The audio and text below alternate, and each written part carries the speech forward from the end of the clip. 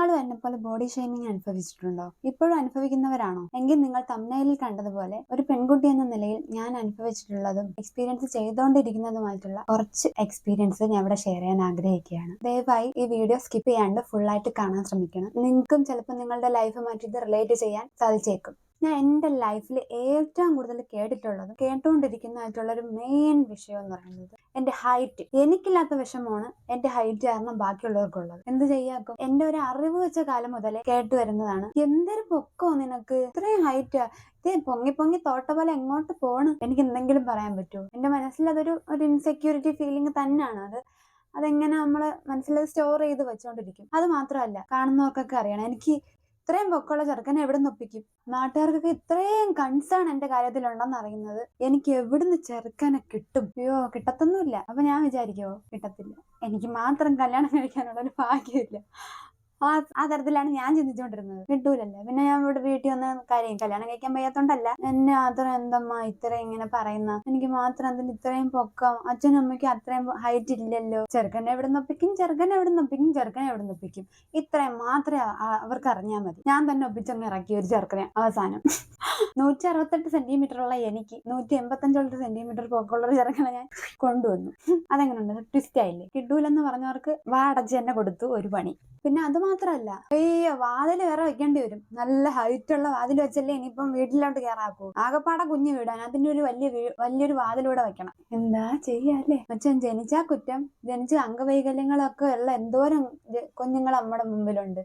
വൈകല്യങ്ങളും ഒന്നും ഇല്ലാത്തൊരു ജീവിതം ദൈവം തന്നതിൽ സന്തോഷിക്കാതെ ഇന്നൊരാൾക്ക് പൊക്കം ഉണ്ടോ, അവിടെ പൊക്കം ഉണ്ടോ, അയ്യോ അവർക്ക് പൊക്കം കുറവ്, കൂടുതൽ അത് കുറ്റം, കുറഞ്ഞാൽ അത് കുറ്റം. ഇപ്പൊ എല്ലാരും എല്ലാം തത്തുല്യമായിട്ട് ജീവിക്കണമെന്ന് പറഞ്ഞാൽ അതൊരു പാടുള്ള കാര്യമാണ്.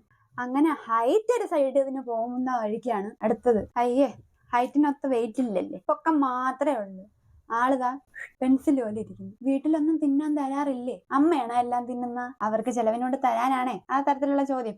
തിന്നാൻ കിട്ടുന്നില്ലെങ്കിൽ അവർക്ക് കൊണ്ട് ഇറക്കണ്ടേ ചാക്ക് കണക്കിന് സാധനങ്ങൾ. മെലിഞ്ഞിരുന്നതിന്റെ പേരിലായി അടുത്ത പ്രശ്നം. അയ്യോ എന്ത് പറ്റി, ഇങ്ങനെ ഉണങ്ങി എവിടെ പോണ്, ഒരു ഡ്രസ്സും ചേരത്തില്ല. അപ്പൊ ഞാൻ വിചാരിക്കുകയാണ്, ഇത് എന്തൊരു ഒന്നാമത് പൊക്കം, അതിൻ്റെ കൂടെ കനവും ഇല്ല. എനിക്ക് ഇനിയിപ്പോ എവിടെയും പോവാനൊന്നും വയ്യ, അതിട്ടാ കൊള്ളാമോ, അങ്ങനെയായി മൈൻഡ്. ഹൈറ്റും വെയിറ്റും മാത്രമല്ല കേട്ടാ, കൂടെ വേറൊരു കാര്യം കൂടെ ഉണ്ട്, കളറില്ല. ഹൈറ്റ് കൂടുതല്, സ്ലിം ആയിട്ടിരിക്കണം, നന്നായിട്ട് കളറും ഇല്ല. അവരുദ്ദേശിക്കുന്ന നിറവും എനിക്കില്ല. എന്താ ചെയ്യാ? ഒന്നും ചെയ്യാക്കൂലല്ലോ. ആകെ പറയാൻ വേണ്ടി മാത്രം കുറച്ച് മുടി മാത്രം ഉണ്ട്. പിന്നെ ജീവിക്കാൻ പറ്റുമോ? പറ്റത്തില്ല. ജീവിക്കാൻ ഭയങ്കര ബുദ്ധിമുട്ടാണ്. ഇതൊക്കെ കൂടുതലും കുറവൊക്കെ ആയിപ്പോയാൽ ലോകത്ത് ജീവിക്കാൻ ഭയങ്കര ബുദ്ധിമുട്ടാണ്. എഴുതിയില്ലേ, വിധി എഴുതി കഴിഞ്ഞു ആൾക്കാർ. ഒരുപാട് പേർക്ക് ഇത് റിലേറ്റ് ചെയ്യാൻ പറ്റും. പിന്നെ ഇപ്പോഴും എല്ലാവർക്കും ക്യാഷിന്റെ പേരിൽ കുറച്ച് ഒരു ഇമ്പോർട്ടൻസ് കൊടുക്കുന്നതായിട്ട് തോന്നിയിട്ടുണ്ട്. എൻ്റെ ചൈൽഡ്ഹുഡ് മുതലേ ഞാൻ കേൾക്കുന്നതാ. ഇച്ചിരി പഠിക്കുന്ന സമയത്തൊക്കെ ക്യാഷ് ഉള്ള വീട്ടിലെ പിള്ളേർക്ക് കുറച്ച് പ്രയോറിറ്റി കൂടുതലും, പാവപ്പെട്ട വീട്ടിലുള്ളവർക്ക് അതനുസരിച്ചുള്ള പ്രയോറിറ്റിയെ ഞാൻ പഠിക്കുന്ന കാലത്ത് കിട്ടിയിട്ടുള്ളൂ. എനിക്ക് അതെന്ന് പറയുന്നത് നമ്മളെ ഈ ബോഡി ഷേമിങ്ങിനെ കാട്ടിയും വലിയ ഒരടിയാണ് നമുക്ക്. എന്ന് വെച്ചാൽ നമ്മളെ സാമ്പത്തികം അത് പലർക്കും പല രീതിയിലല്ലേ. ഇപ്പൊ ഇന്നൊരാൾ അംബാനിയെ പോലെ ആയിരിക്കില്ലല്ലോ നമ്മള്. ടീച്ചേഴ്സിന്റെ ഇടയിൽ പോലും അങ്ങനെ ഉണ്ടായിരുന്നു. അങ്ങനത്തെ ഒരു രീതി തുടർന്ന് പോയിരുന്നു. ഒരു പെൺകൊച്ച് ജനിച്ചു പോയാൽ, ഒരു വീട്ടിലൊരു പെൺകുട്ടി ജനിക്കുകയാണെന്നുണ്ടെങ്കിൽ, ഇപ്പൊ ക്യാഷ് ഇല്ലാത്ത പാവങ്ങളായിട്ടുള്ള ഒരു വീട്, ഇപ്പോഴേ ബാക്കി ഇപ്പൊ ഇച്ചിരി സാമ്പത്തികമുള്ള റിലേറ്റീവ്സ് ചോദിക്കും, ഒരു പെണ്ണാണ് എന്തൊരുണ്ട് കൊടുക്കാൻ, എന്തുണ്ട് കെട്ടിച്ചു വിടാൻ. അതൊക്കെ നമ്മൾ കേൾക്കല്ലേ. കെട്ടിച്ചു വിടാൻ എന്തൊരു ചെയ്യും? ഇപ്പൊ നമ്മൾ ആലോചിക്കുന്നത് അച്ഛനും അമ്മയ്ക്കും ഉള്ള വിഷമം. ഇപ്പൊ കൂലിപ്പണിക്കാരുടെ മക്കൾക്ക് കല്യാണം കഴിച്ച് സാമ്പത്തികം നല്ല രീതിയിൽ അവർക്ക് കെട്ടിച്ചു വിടാനുള്ള കഴിവില്ലേ? അവർക്ക് അതിന് കഴിയത്തില്ലേ? സ്വരുക്കൂട്ടി വെക്കണം കേട്ടാ. പിന്നെ ഞാൻ നേരത്തെ പറഞ്ഞ പോലെ കാണാനും കൊള്ളൂല, ഹൈറ്റും ഉണ്ട്. അപ്പൊ ഒരുപാടൊക്കെ കനത്തി കൊടുത്താലേ ചിലപ്പോൾ ചെറുക്കനെ കിട്ടുള്ളൂ. അതുകൊണ്ട് ഇതിനകത്ത് എല്ലാം റിലേറ്റ് ചെയ്താണ് വരുന്നത്, എല്ലാം കണക്ട് ചെയ്തുള്ള സംഭവങ്ങളാണ് ഈ പറയുന്നത്. അത്രേ. അതുകൊണ്ട് എന്തിനാണ് എണ്ണി വെക്കണം, എണ്ണി ചുട്ട അപ്പം പോലെ കുറെ കാശ് അടിച്ചു വെച്ചാൽ മാത്രമേ ഒരു പെണ്ണിനെ വീട്ടിൽ നിന്ന് ഇങ്ങോട്ട് പിടിച്ചിറക്കാവൂ. പെണ്ണിനെ ഒരു ചെറുക്കന് കൈപിടിച്ച് കൊടുക്കണമെങ്കിൽ കുറെ വേണം കാശുണ്ടെങ്കിൽ മാത്രമേ ജീവിക്കാൻ പറ്റുള്ളൂ. അപ്പൊ അച്ഛന്റെ അമ്മയുടെയൊക്കെ സങ്കടം ഒരുപാട് കണ്ടിട്ടുണ്ട്, ഒരുപാട്. എന്റെ വീട്ടിൽ മാത്രമല്ല, എന്റെ ഫാമിലിയില് കുറെ പേരുടെ ജീവിതത്തിൽ ഞാൻ അത് കണ്ടിട്ടുണ്ട്. പെൺകുട്ടികൾ ഉള്ളതുകൊണ്ട് അവർക്ക് എന്ത് കൊടുക്കും, എന്ത് കൊടുക്കാനുണ്ട്, അവരെ കൊണ്ട് കൊടുക്കാൻ സാധിക്കത്തില്ല, അങ്ങനത്തെ ടൈപ്പിലുള്ള വർത്താനം. ഇങ്ങനെയെല്ലാം നമ്മൾ കേട്ട് വരുന്ന സ്ഥിതിക്ക് നമുക്ക് എന്തായാലും ഫ്യൂച്ചറിൽ നമുക്കൊരു ഫെയിലുവറിനെ നമ്മളൊരു പേടിക്കും. അയ്യോ ഞാൻ തോറ്റു പോകുമോ, എനിക്ക് ഇന്നതിനെ കൊണ്ട് സാധിക്കുമോ, ഞാൻ ഇങ്ങനെ പോയാ അവരെന്നെ അക്സെപ്റ്റ് ചെയ്യുമോ, അങ്ങനത്തെ ഒരു ചിന്ത എന്തായാലും ഉണ്ടാവും. അത് നമുക്ക് ഉണ്ടാവുന്നതല്ല, നമ്മളിൽ ഉണ്ടാക്കി എടുപ്പിക്കുന്നതാണ് ആൾക്കാർ. നമുക്കില്ല, നമ്മൾ ഒരു സാധാരണ ഒരു കുട്ടിക്ക് അതിനെ കുറിച്ചൊന്നും ഉള്ളൊരു ചിന്ത ഉണ്ടാവില്ല. ആൾക്കാർ മനസ്സിൽ കുത്തിക്കയറ്റിയാണ് അവർക്ക് അത് ഉണ്ടാവുന്നത്. ഒരു സ്റ്റേജിൽ പോലും കയറണമെന്നുണ്ടെങ്കിൽ നമ്മൾ ആദ്യം, ഇപ്പൊ എന്റെ കാര്യം പറയുകയാണെങ്കിൽ ഞാൻ ആദ്യം വിചാരിക്കും അയ്യോ എന്നെ കൊണ്ട് അത് പറ്റത്തില്ല, കാരണം എന്നെ കാണാൻ കൊള്ളൂല, എന്നെ ഭംഗിയില്ല, എനിക്ക് പൊക്കം, ഇതെല്ലാം ആളുകൾ ജഡ്ജ് ചെയ്യത്തില്ലേ. അത് ഞാൻ അപ്പൊ തന്നെ നമ്മൾ സ്വന്തമായിട്ട് അതിനെ ജഡ്ജ് ചെയ്യാണ്, എന്നെ കൊണ്ടത് പറ്റത്തില്ല.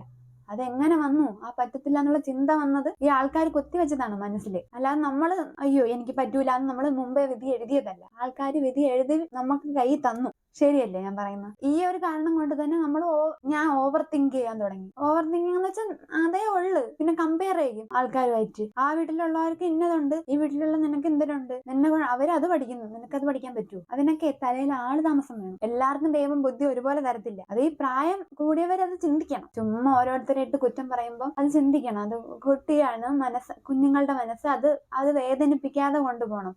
അതിപ്പോ വിദ്യാഭ്യാസം ഉള്ളവരായിക്കോട്ടെ, വിദ്യാഭ്യാസം ഇല്ലാത്തവരായിക്കോട്ടെ, അതൊക്കെ ഒരു കോമൺ സെൻസിന്റെ ഭാഗമായിട്ട് വരുന്നതാണെന്നാണ് ഞാൻ വിചാരിക്കുന്നത്. നിങ്ങൾക്ക് കുറ്റം പറയാം, പക്ഷെ അത് അവര് കേക്ക് പറയണ്ട. നിങ്ങൾക്ക് തന്നെ പറഞ്ഞുകൊണ്ട് നടക്കാമല്ലോ ഇഷ്ടം പോലെ. അവര് കേക്ക് പറഞ്ഞിട്ട് എന്തിനു നേടാൻ? അവരെ വേദനിപ്പിക്കുക, അത്ര തന്നെ. ജഡ്ജ്മെന്റ് ചെയ്യപ്പെടുന്നതും വളരെ ബുദ്ധിമുട്ടുള്ള ഒരു കാര്യമാണ്. നമ്മളെ ജഡ്ജ് ചെയ്യേണ്ട കാര്യം വേറുള്ളവർക്കില്ല. നമ്മൾ ഒരു സ്ഥലത്ത് പോകുമ്പോൾ നമ്മൾ ജഡ്ജ് ചെയ്യപ്പെടുമോ എന്നുള്ളൊരു ഭയം, ആ ഭയമൊക്കെ ഭയങ്കര ഒരു ഇൻസെക്യൂരിറ്റി ഫീലിംഗിൽ മെയിൻ ആയിട്ട് വരുന്ന കാര്യങ്ങളാണ്. അത് എന്തൊക്കെയാണെന്ന് അങ്ങനെ എനിക്ക് പറയാൻ ആധികാരികമായിട്ട് പറയാനൊന്നും എനിക്ക് അറിയത്തില്ല. പക്ഷെ ഇതിപ്പോഴും അനുഭവിക്കുന്നവരുണ്ട്. ഇപ്പൊ അനുഭവിക്കുന്നില്ലെങ്കിലും മുമ്പ് അത് അനുഭവിച്ചവർക്ക് വേണ്ടി ഞാൻ എന്റെ എക്സ്പീരിയൻസ് ഇവിടെ ഷെയർ ചെയ്തതാണ്. ഇതെല്ലാം ഞാൻ കണ്ടില്ലെന്ന് നടിക്കുന്ന ഒരു സിറ്റുവേഷൻ വന്നു. എന്റെ ഹൈറ്റ് എനിക്കൊരു വിഷയമായില്ല, എന്റെ ബോഡി എനിക്കൊരു വിഷയമായില്ല, എന്റെ കളർ എനിക്കൊരു വിഷയമായില്ല. ഇപ്പൊ എനിക്കതൊന്നും ഒരു വിഷയമല്ല. കാരണം എന്ത്? പറയുന്നവര് പറഞ്ഞിട്ട് പോകും. എനിക്കില്ലാത്ത, എന്റെ വീട്ടുകാർക്കില്ലാത്ത, എന്നെ കല്യാണം കഴിച്ച ആളിനില്ലാത്ത ദണ്ണം വേറൊരാൾക്ക് വേണ്ട.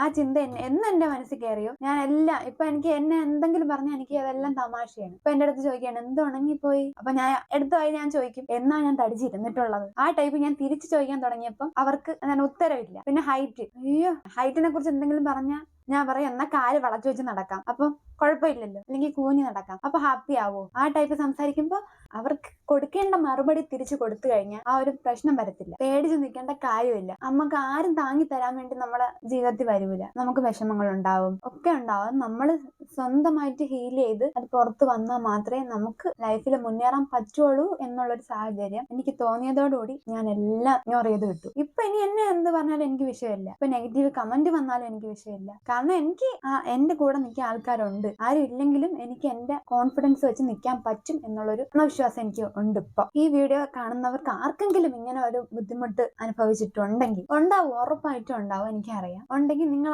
ആരും പേടിക്കണ്ട, ബോധേഡ് ആവണ്ട, അവരുടെ കാര്യത്തിൽ ബോധേഡേ ആവണ്ട. നിങ്ങൾക്ക് നിങ്ങളുടെ ലൈഫായിട്ട് മുമ്പോട്ട് പോവാം. പൊക്കം കുറഞ്ഞു പോട്ടെ, പൊക്കം കൂടി പോവട്ടെ, തടി കൂടി പോവട്ടെ, എല്ലാത്തിനും ഒരു വഴിയുണ്ട്. അല്ലാതെ എല്ലാം പെർഫെക്റ്റ് ആയിട്ടുള്ളവർക്ക് ജീവിക്കാൻ വേണ്ടിയുള്ള ഒരു ജീവിതം അല്ല. ഇപ്പൊ യൂട്യൂബിൽ പോലും അങ്ങനെ പെർഫെക്റ്റ് ആയിട്ടുള്ളവർക്ക് മാത്രമല്ല വീഡിയോ ചെയ്യാനും ഒക്കെ സാധിക്കുന്നത്. റിയൽ ആയിട്ട് നിൽക്കുന്ന ആർക്കും ഇതിലേക്ക് വരാനും സാധിക്കും. ഞാൻ പറഞ്ഞ ശരിയാണെന്നാണ് ഞാൻ വിശ്വസിക്കുന്നത്. നിങ്ങൾക്ക് ഞാൻ പറഞ്ഞിട്ടുള്ളതുമായിട്ട് റിലേറ്റ് ചെയ്യാൻ പറ്റുവാണെന്നുണ്ടെങ്കിൽ എന്റെ വീഡിയോ ലൈക്ക് ചെയ്യുക, ഷെയർ ചെയ്യുക, സബ്സ്ക്രൈബ് ചെയ്യുക. കൂടുതലൊന്നും പറഞ്ഞ് ബുദ്ധിമുട്ടിക്കില്ല. ഞാൻ എന്റെ ഒരു ബാഡ് ആയിട്ടുള്ളൊരു എക്സ്പീരിയൻസ് ഞാൻ നിങ്ങൾക്ക് ഷെയർ ചെയ്തു, അത്രയാണ്. ഇതുപോലെ എന്നെ കുറിച്ചോ വേറെ എന്തെങ്കിലും കുറിച്ചോ നിങ്ങൾക്ക് എന്തെങ്കിലും അറിയാൻ ആഗ്രഹം ഉണ്ടെന്നുണ്ടെങ്കിൽ കമന്റ് ചെയ്ത് ചോദിക്കണം. ഞാൻ അതിനുള്ള റിപ്ലൈയോ വീഡിയോയോ ആയിട്ട് ചെയ്യാം. Thank you.